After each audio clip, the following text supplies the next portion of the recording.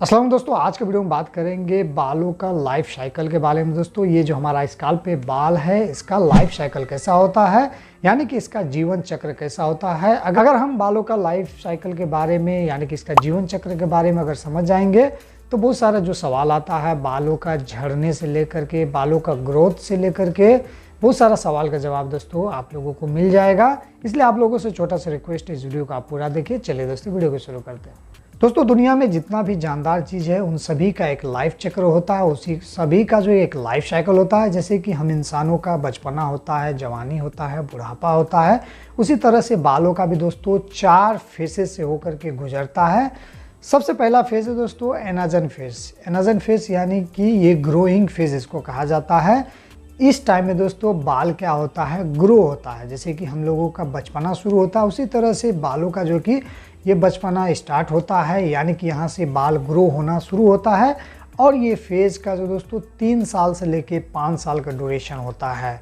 3 साल से लेकर के 5 साल तक का टाइम होता है बाल ग्रो होने का। बाल जो कि इस फेज़ में ग्रो होते रहता है, यानी कि बाल डेवलप होता है। जैसे कि छोटा छोटा बाल आता है, बेबी हेयर की तरह बाल आता है, धीरे धीरे वो बाल बड़ा होता है और वो बाल जो कि धीरे धीरे मोटा होता है और जवान होता है। किसी किसी का बाल दोस्तों सिंगल हेयर क्या होता है कि 7 साल तक जो है कि ग्रो होते रहता है।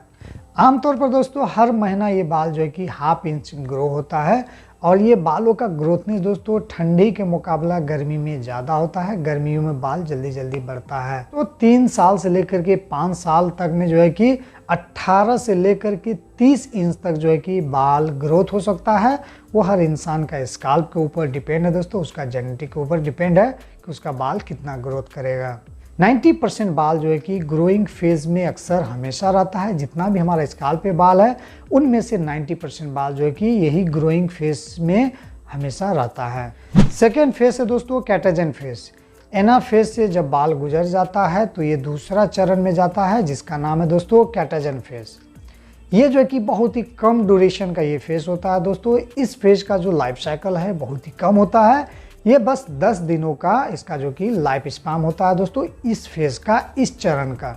इस फेज में दोस्तों बाल जो कि थोड़ा सा बस चेंजेज होता है और हमारा जितना भी बाल है, टोटल हेयर में जो भी बाल है दोस्तों, उसका 5% जो है कि बाल हमेशा इस फेज में रहता है, यानी कि कैटाजन फेज में रहता है। इस फेज में बस थोड़ा सा बालों में कलर वगैरह में, उसका क्वालिटी वगैरह में जो कि थोड़ा सा बस चेंजेज होता है और कुछ नहीं होता। ये बस 10 दिनों का टाइम ड्यूरेशन होता है। हर बाल का 10 दिनों का ड्यूरेशन बस रहता है। 3 नंबर में दोस्तों टेलोजन फेज। और टेलोजन फेज यानी कि रेस्टिंग फेज। कैटाजन फेज गुजरने के बाद 10 दिन का जो ड्यूरेशन होता है उसके बाद जो कि बाल कहाँ आता है, ये टेलोजन फेज में आता है, यानी कि रेस्टिंग फेज में आता है। और रेस्टिंग फेज में क्या होता है दोस्तों कि बालों का ग्रोथ बंद हो जाता है, यानी कि हमारा जो बाल है वो बिल्कुल ग्रोथ होना बंद हो जाता है और बिल्कुल रेस्ट पोजिशन में होता है। 4 नंबर में है दोस्तों एक्सोजन यानी कि शेडिंग फेज। शेडिंग फेज में दोस्तों क्या होता है कि बाल झड़ना स्टार्ट हो जाता है, यानी कि इस फेज में बाल का काम क्या होता है कि बाल झड़ना, यानी कि जो पुराना बाल होता है, जो रेस्टिंग फेज में होता है, जो मैच्योर्ड बाल होता है, वो बाल जो पूर्ण ग्रोथ हो चुका होता है, वो बाल क्या होता है इस फेज में, यानी कि शेडिंग फेज में बाल जो है कि शेड होने लगता है, झड़ने लगता है और अपने आप निकलता है, अपने आप टूटने लगता है। इस फेज में दोस्तों क्या होता है कि पुराना जो भी मैच्योर बाल है वो अपने आप टूटता है। जैसे कि आप कंघी करने के टाइम में कोई टूट जाता है, जैसे कि आप जो है कि शावर लेने के टाइम में टूट जाता है, तो अक्सर लोग क्या कहता है कि शावर लेने की वजह से बाल टूट गया, कंघी किया टूट गया। ऐसा नहीं होता दोस्तों।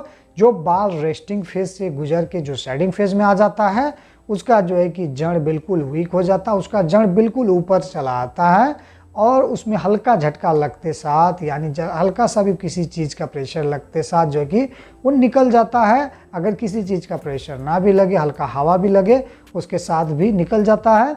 यानी जो बाल शेडिंग फेज में रहता है वो बाल किसी न किसी बहाने से टूटते रहता है, वो बाल जो कि निकलते रहता है। कभी भी आप ऐसा नहीं देखे होंगे कि जो बाल शेडिंग फेज में ऐसे हाथ किए और बाल आ गया, वो बाल का जड़ बहुत ही मोटा है, बहुत ही लंबा जड़ उसमें नज़र आ रहा है, ऐसा बिल्कुल नहीं है। उसका बालों का जड़ बिल्कुल छोटा जड़ नज़र आता होगा जो बाल शेडिंग फेज से होकर के गुजरता है।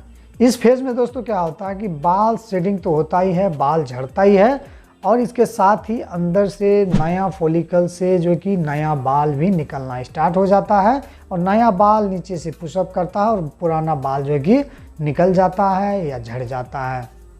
अगर एक नॉर्मल हेल्दी इंसान का 50 से लेकर के 100 बाल अगर दिन भर में अगर झड़ता है यानी कि निकलता है तो इसको नॉर्मल माना जाएगा, क्योंकि दोस्तों हमारा जो स्काल्प होता है, हमारा जो स्काल्प का टोटल बाल है उनमें से हमेशा तकरीबन 5% 7% बाल जो है कि इसी फेज़ में रहता है यानी शेडिंग फेज़ में रहता है। उसका निकलना तय होता है, चाहे आप कंघी करें या ना करें या आप शावर ले या ना ले, बाल जो है कि निकल जाता है।